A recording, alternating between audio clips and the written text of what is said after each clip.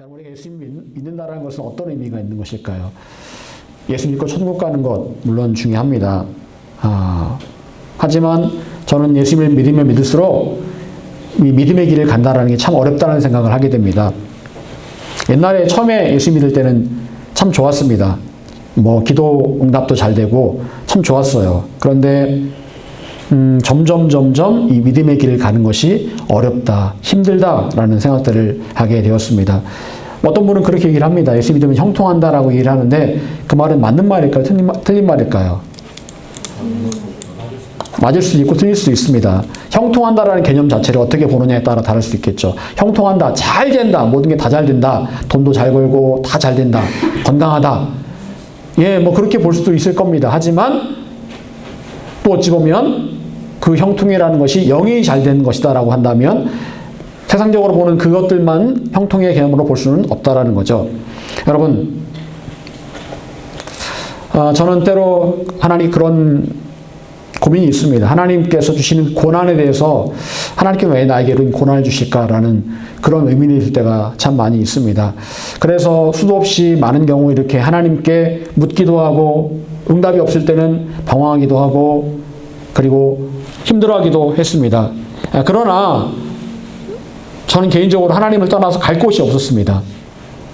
갈 곳이 없었어요. 하나님을 떠나서 제가 더 이상 돌아갈 길이 없었습니다. 어떤 분들은 돌아갈 길이 있는 분도 있겠지만 저에게는 돌아갈 길이 없었습니다. 제가 예전에 사역할 때 다른 교회 전도사님이었는데 이분이 사역을 하다가 어느 날 갑자기 전도사를 그만두겠다는 거예요. 그래서 왜 그런가 얘기를 들어봤더니 너무 힘들어서 전도사 그만두고 평신도로 돌아가겠답니다. 그래서 그분이 전도사를 그만두고 평신도로 돌아간 경우가 있습니다. 그리고 제가 일단 사역했던 그 교회에 어떤 집사님은요, 전 집사님인 줄 알았거든요. 근데 나중에 알고 봤더니 그분이 고신측에서 강도사까지 하셨던 분이더라고요. 그래서 개척하고 강도사까지 하다가 너무너무 힘들어서 그냥 그만두고 다른 교단에 그냥 평신도로 오신 거예요. 그래서 집사님으로 계신 분이 있었습니다. 나중에 알고 봤더니 그분 얘기를 안 해요. 그런 얘기를 안 하는데 들리는 이야기를 들어보니까 그분이 강도사님이었더라고요. 그런 경우도 이렇게 있었습니다. 제가 작년에 10월 초부터 10월 말까지 입원해서 3주 동안 있었잖아요. 응급실에 이렇게 누워 있었고, 그래서 너무 그 상황이 너무 이렇게 두렵기도 하고 떨리기도 했는데, 그래서 어쨌거나 제가 입원을 하게 되고 3주간 이렇게 있는데 우리 사모님이 꿈을 꾸었답니다. 그 꿈이 제가 죽는 꿈이었답니다. 저의 장례식이 열리는 그런 꿈을 꿨다는 거예요. 그래서 그 꿈을 꾸고 나서 너무 섬뜩해가지고 이거 꿈이 왜 이런 꿈을 꿨냐, 참 그런 마음이 들었다는 거예요. 그래서 그때 사모님이 이제 제가 죽는가 보다라고 생각을 했다는 겁니다. 근데 하나님 주신 마음이 그런 말씀 하시더라는 거예요. 죽어야 산다. 죽어야 산다라는 말씀을 하시더라는 겁니다. 제가 죽어야 다시 살아날 수 있다라는 말씀을 하시더라는 거예요. 결국 죽지는 않았습니다. 제가 죽지는 않았고, 그리고 제가 그런 3주간의 그런 입원 과정을 통해서 제가 저 나름대로는 예수님 안에서 제가 죽는 경험을 했다라고 생각을 합니다. 예수님처럼 옆구리에 찔려보기도 하고 제 피가 이렇게 세 팩이나 수혈할 정도로 피가 갈려보기도 하고, 지금도 피를 계속 이렇게 여과를 시켜주고 있지만 그런 경험들이 예수님의 옆구리에 창자국이 있는 것처럼 그렇게 찔린 그런 경험도 해보고 제 피가 예수님의 피로 바뀌었다라는 그런 영적인 그런 체험도 하게 되었다라는 겁니다. 그러면서 내가 이제 예수 안에서 새롭게 살아갈 수 있겠구나라는 그런 경험들을 제가 하게 되었습니다.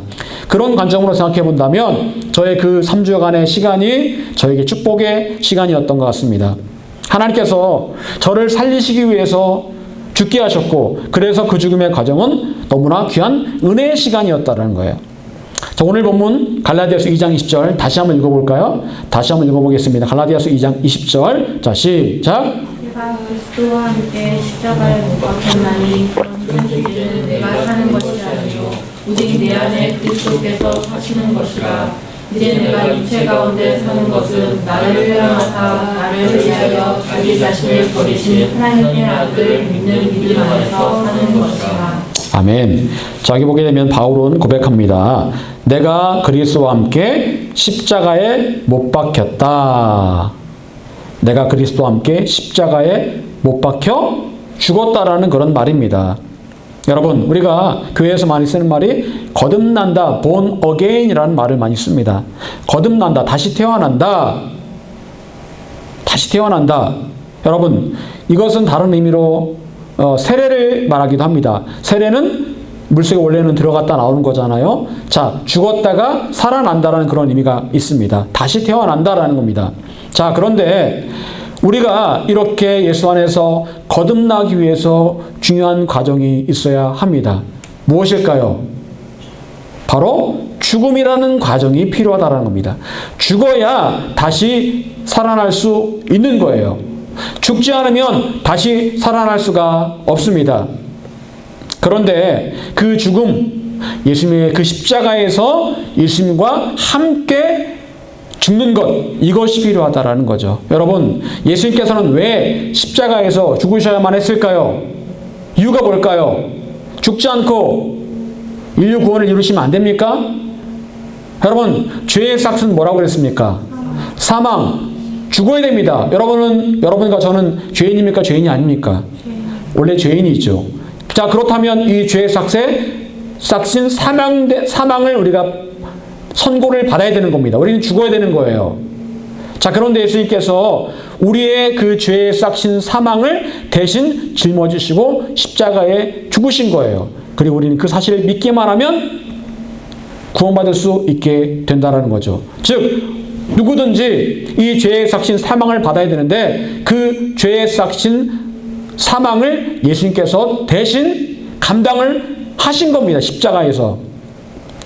구원을 위해서 반드시 있어야 될 과정이 바로 죽음의 과정이라는 것이죠.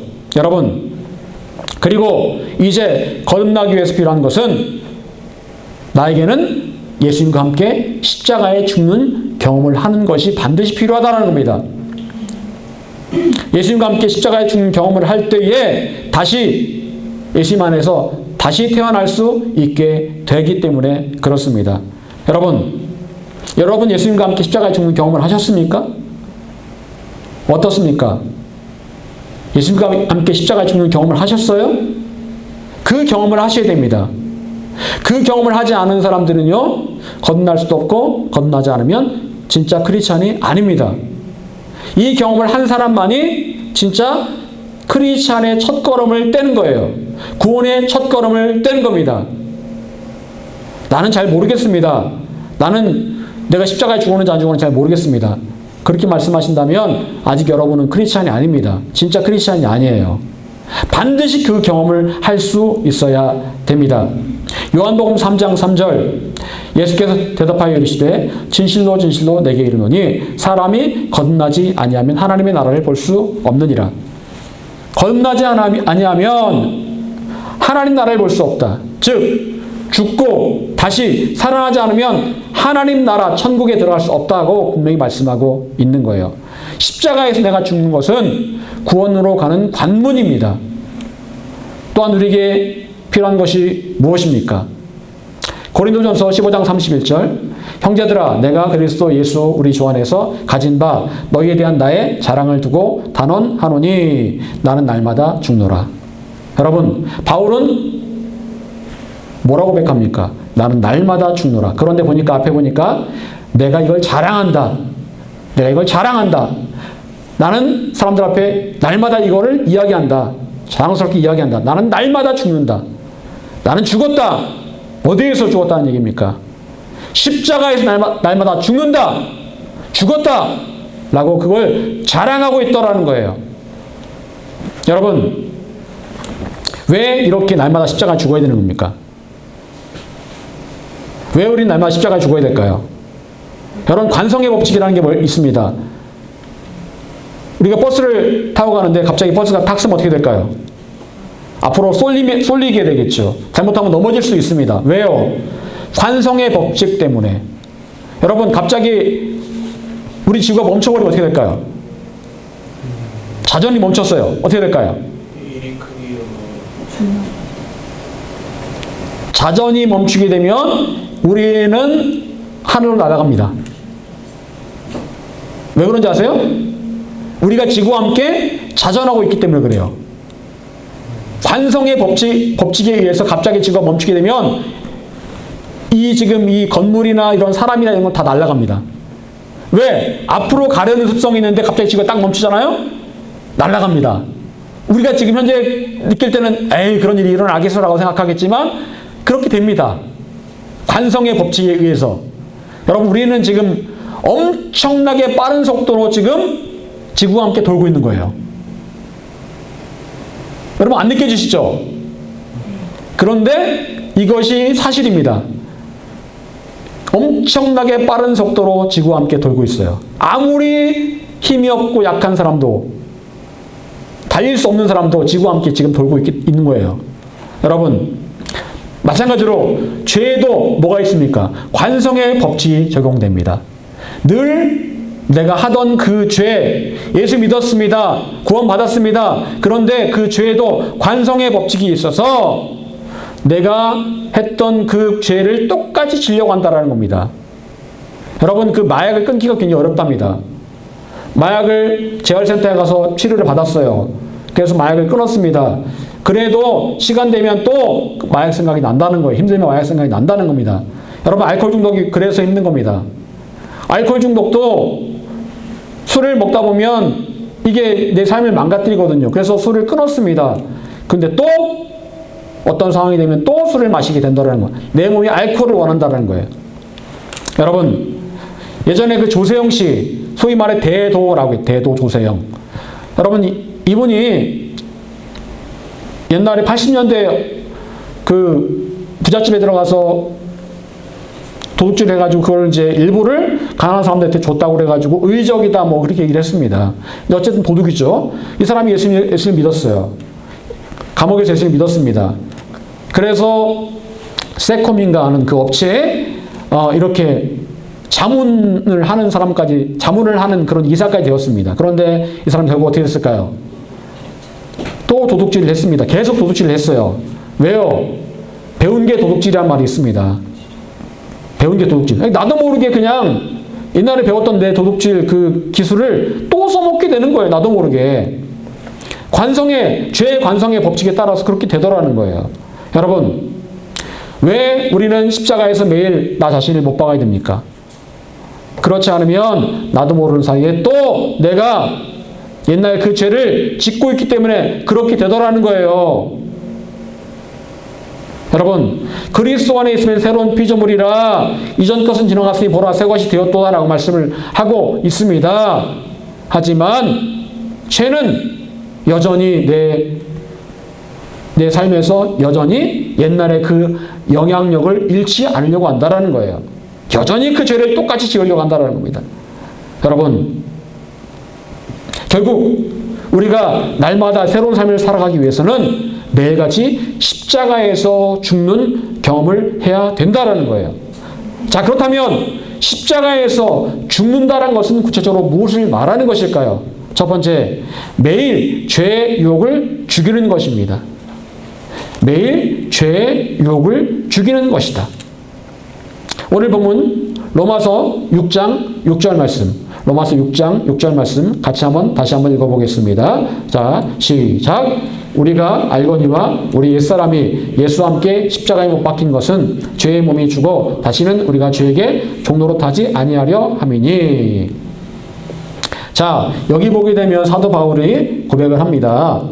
내가 십자가에서 매일 죽는다. 이것은 무슨 얘기예요? 다른 말로 말하면 나의 그 옛사람을 십자가에 못 박는다라는 거예요. 옛사람. 옛사람은 과연 누구를 말하는 겁니까? 예수님 만나기 전 원래 나의 모습. 원래 나야. 예수님 만나기 전 원래 나. 여러분, 우리는 어떤 사람들일까요? 요즘 뭐 MBTI 많이 하잖아요. 뭐 I, 뭐 외향적이다, 내성적이다.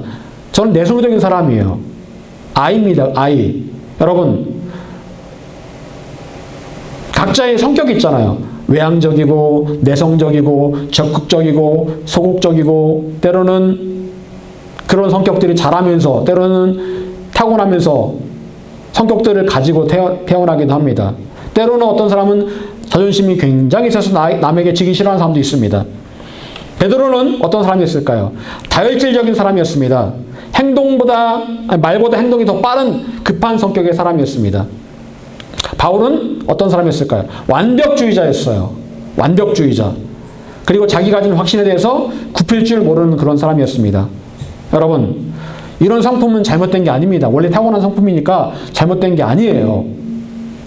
그런데 문제는 무엇입니까? 마귀가 우리 각자의 타고난 성품을 이용해서 우리를 제 가운데 빠뜨리려고 한다는 겁니다. 십자가에서 내 성품도 다 죽어야 되는데 여전히 남아있는 나의 성품의 그 잘못된 찌꺼기들이 마귀의 유혹의 대상이 되고 있다는 게 문제라는 거죠. 자존심 센 사람 언제 무너질까요? 누가 자존심 상하는 말을 하면 굉장히 마음이 상합니다. 은혜 받았어요. 막 할렐루야 막 은혜 받았는데 갑자기 나가는데 어떤 분이 자존심 상하는 말을 합니다. 그런 말을 듣는 순간 갑자기 은혜가 싹 사라지면서 화가 치밀어 오르면서 그 사람에 대한 미움이 막 샘솟듯 솟아납니다. 여러분, 나의 옛 성품이 있는데 그 옛 성품이 그냥 다시 살아나고 있다는 거죠. 여러분, 에베소서 4장 22절 너희는 유혹의 욕심을 따라 썩어져가는 구습을 따르는 옛사람을 벗어버리고. 자, 옛사람은 지금 어떤 사람이라는 거예요? 유혹의 욕심을 따라간다. 유혹의 욕심을 따라간다. 곧 죄짓게 하는 수많은 그 유혹의 욕심을 따라가는 존재가 바로 옛사람이다라는 겁니다. 우리 안에 욕심이 있죠. 욕심이 있는데 잘못된 욕심이 있다라는 겁니다. 육신의 욕심이 있다라는 거예요. 그 욕심을 잡고 있는 것이 무엇이라고요? 옛사람이다라는 겁니다. 지기 싫어하는 그 성품, 그 욕심들, 옛사람이 잡고 있는 그런 욕심입니다. 그리고 마귀는 그걸 너무나 잘 알고 있기 때문에 그 옛사람의 욕심을 건드립니다. 그걸 유혹해요. 그래서 우리를 다시 넘어뜨리려고 한다는 거죠. 여러분, 그래서 우리는 십자가에 무엇을 죽여야 된다는 거예요? 우리의 그 옛사람을 죽여야 되는데 옛 성품을 따라가려고 하는 그 옛사람을 과감하게 매일같이 십자가에 못 박아야 된다는 거예요. 내 안에 막 불끈불끈 옛날에 그 성품이 올라올 때마다 십자가에 못 박는 겁니다. 나의 성품은 이미 십자가에 죽었다. 옛사람은 십자가에 이미 죽었다. 라고 못 박는 겁니다. 옛날에 김익두 목사님 그 일화가 유명하잖아요. 김익두 목사님 옛날에 주먹을 썼던 깡패였답니다. 예수님을 믿고 목사님이 되었어요. 근데 어느 날 길 가는데 어떤 시시껄렁한 사람이 이 목사님한테 시비를 거더라는 거예요. 그래서 막 그냥 때릴 듯이 막 죽일 듯이 막 이런 달려드는데 목사님이 그 사람한테 뭐라고 얘기했겠습니까? 내가 예수 믿어서 당신 산주하느라고. 옛날 같으면 당신 한 주먹거리도 안 된다고. 그러면서 웃으면서 그냥 지나가더라는 거예요. 옛 성품을 십자가에 못 박았기 때문에 내가 더 이상 그 옛 성품대로 내가 행동하지 않겠다라고 다짐을 한 겁니다. 그분이요. 그 옛 성품을 십자가에 그 시간에 또 다시 한번 못 박은 거예요. 여러분, 왜 성질 안 나고 왜 화가 안 나겠습니까? 하지만 그것이 이미 십자가에 죽은 옛사람으로부터 온 것이라면 과감하게 다시 한번 선포할 필요가 있다는 겁니다. 나는 이미 죽었다. 나의 옛사람이 이미 죽었다. 더 이상 나에게 아무런 영향도 미칠 수가 없다라고 선포를 하라는 겁니다. 여러분, 욕심이 더 이상 여러분의 욕심이 아니라는 것을 꼭 기억하시기 바랍니다. 그건 죄의 관성에 따라서 옛날에 있던 거지 여러분이 갖고 있는 원래 지금 예수 믿고 나서의 그 성품이 아니에요. 그건요. 과감하게 버리세요. 더 이상 그 여러분의 성품이 아닙니다. 여러분, 우리가 하루하루 살아가는 삶이 영적 전쟁입니다. 하루하루가 영적 전쟁이에요. 죽지 않고 살아있으려고 하는 그 옛사람, 옛성품, 그것과의 싸움, 그 뒤에 있는 그 마귀와의 싸움, 영적 전쟁입니다. 영적 전쟁을 우리는 매일매일 치러야 되고 매일매일 우리는 옛사람을 십자가에 못 박을 수 있어야 합니다. 두 번째로 십자가에서 죽을 때 하나님의 능력이 채워집니다. 십자가에서 죽을 때 하나님의 능력이 채워집니다. 고린도후서 13장 4절 오늘 본문이죠. 같이 읽겠습니다. 자, 시작. 그리스도께서 약하심으로 십자가에 못 박히셨으나 하나님의 능력으로 살아계시니 우리도 그 안에서 약하나 너에게 대하여 하나님의 능력으로 그와 함께 살리라. 아멘. 바울은 여기에서 십자가에서 죽는 것이 나의 자아가 약해지는 것이다 라고 그렇게 말합니다. 우리도 그 안에서 약하나 약해진다. 나의 옛성품이 죽어지고 약해진다. 이걸 말하는 겁니다. 여러분, 우리는 생각합니다. 내가 뭔가 남들 앞에 무시당하지 않기 위해서 내가 어떤 사람인지를 보여줘야 된다. 나 이런 사람이야 라고 보여줘야 된다고 생각을 합니다. 그래서 스스로를 포장을 해요. PR을 합니다. 자기 PR을 합니다. 그렇게 해야 내가 그들에게 인정받고 내가 괜찮은 사람이다라는 것을 사람들이 다 알아볼 거다라고 생각합니다. 그래서 이력서를 쓸 때도 엄청나게 많은 스펙들을 쫙 쓰잖아요. 그래가지고 그 많은 스펙들을 다 기록한 다음에 제출하면 당연히 나를 뽑아주겠지라고 생각을 할 겁니다. 사람들이요 점점 전투적으로 변합니다. 여러분, 하지만 사람들의 생각과 달리 예수님께서는 스스로 연약해지셨습니다. 십자가의 죽으심으로 스스로 연약해지셨어요. 그러나 여러분, 중요한 사실이 있습니다. 그것이 바로 예수님의 강함의 시작이었습니다. 연약해졌지만 그것이 곧 강함의 시작이었다. 여러분, 진짜 강한 사람은 어떤 사람일까요? 진짜 강한 사람은요, 스스로의 힘을 조절할 줄 아는 사람이에요. 어린아이 아빠가 운동장을 막 뜁니다. 운동장을 뛰는데 아빠가 아이랑 시합을 하는데 아빠가 져줍니다. 아이는 어떻게 생각할까요? 내가 아빠보다 달리기 더 잘하네? 내가 더 강하네? 라고 생각할 겁니다. 여러분, 그런데 그건 아이의 착각이에요. 아빠가 애의 기를 살려주려고 일부러 져준 거거든요. 여러분, 진짜 강한 사람은요, 언제든지 내가 힘 조절을 할 수 있는 사람이 진짜 강한 사람이에요.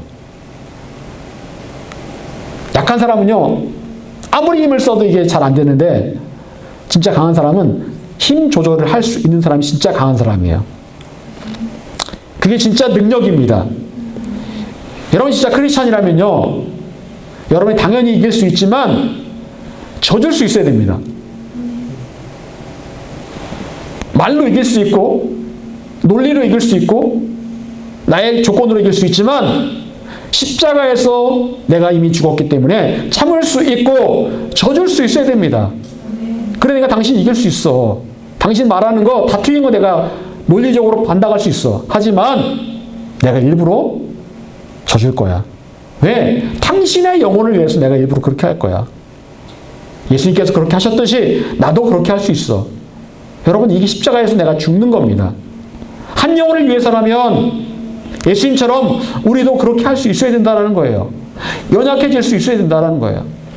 여러분, 그리고 이렇게 날마다 자신을 십자가에 못 박음으로 연약해질 때 어떤 일이 벌어지게 될까요? 그것은 바로 하나님의 능력으로 채워지게 된다는 거예요. 네가 연약해질 때, 네가 너 스스로를 비울 때 내가 너에게 나의 능력으로 채워주겠다라고 말씀을 하고 계십니다. 사도행전 18장 1장 8절 오직 성령이 너에게 임하시면 너희가 권능을 받고 예루살렘과 온 유대와 사마리아와 땅끝까지 이르러 내 증인이 되리라 하시니라. 성령이 너에게 임하시면 너희가 권능을 받고, 여러분 권능이 언제 임할까요? 성령이 임하시면. 성령이 임하신다는 것은 무슨 말입니까? 성령이 임하신다는 것은요, 내 안에 내가 완전히 비워지고 성령께서 충만하게 채워진다라는 거예요. 내가 십자가에 완전히 죽는다라는 거예요. 네가 완전히 십자가에 죽고 네가 비워져서 성령께서 너 안에 충만하게 임하면 너희가 권능을 받게 될 것이다. 여러분, 권능은요, 내가 강하고 내가 뭔가 나로 꽉 차 있을 때 임하는 게 아닙니다. 하나님의 권능은 내가 비워지고 내가 십자가에 죽을 때에 권능이 임하는 거예요. 내가 뭔가를 하겠다라고 할 때는 하나님께서 사용하지 않으십니다. 모세, 뭔가를 하겠다라는 의기가 충만할 때는요, 모세가 쓰임받지 못했습니다. 하지만 미디안 광야에서 완전히 자신이 비워지고 낮아졌을 때 하나님께서 모세를 드디어 사용하셨다라는 거예요. 여러분, 하나님의 능력은 아무에게나 주어지는 것이 아닙니다. 비워진 사람, 십자가에서 죽은 사람, 연약해진 사람, 그 사람에게 하나님의 능력이 임하게 됩니다. 그래서 약할 때 강함이 되는 거예요. 내가 약할 때 하나님의 능력이 내 안에서 강해지는 겁니다. 여러분, 준비되지 않은 어린아이에게 칼은 무기입니다. 어떤 그 만화관을 보니까 애가 갑자기 막 칼 들고 막 이러더라고요. 그러니까 아빠가 놀래가지고 와 막 그러는데, 여러분, 칼을 쓸 줄 모르는 아이에게 칼을 주면 칼은 무기가 돼가지고 자신을 해할 수도 있어요. 위험합니다. 하지만 요리사에게 칼을 들려주면 그 칼은 맛있는 요리를 만드는 도구가 되는 거예요. 우리가 완전히 비워지면 하나님의 능력이 임하게 되고, 그렇게 되면 하나님께서 나를 통해서 하나님의 일들을 이루어 가신다는 거죠. 여러분, 여러분의 옛사람은 과연 십자가에서 죽었습니까? 아니면 아직도 팔팔하게 살아있습니까? 여러분, 우리는 매일같이 우리의 옛사람을 십자가에서 못 박아야 됩니다. 너는 이미 죽었다. 너는 죽었다. 선포해야 됩니다. 그리고 내 안에 살아계신 그 예수님만 계시도록 해야 되는 거예요. 그렇게 할 때 하나님의 능력이 여러분 가운데 충만하게 임할 것입니다. 그리고 하나님께서 여러분을 통해서 하나님의 일들을 이루어 가실 것입니다. 바라기는 저와 여러분 모두가 십자가에서 날마다 죽음으로 하나님의 능력으로 체험받고 온전하게 하나님께 쓰임받게 되시기를 간절히 축원합니다. 기도하겠습니다.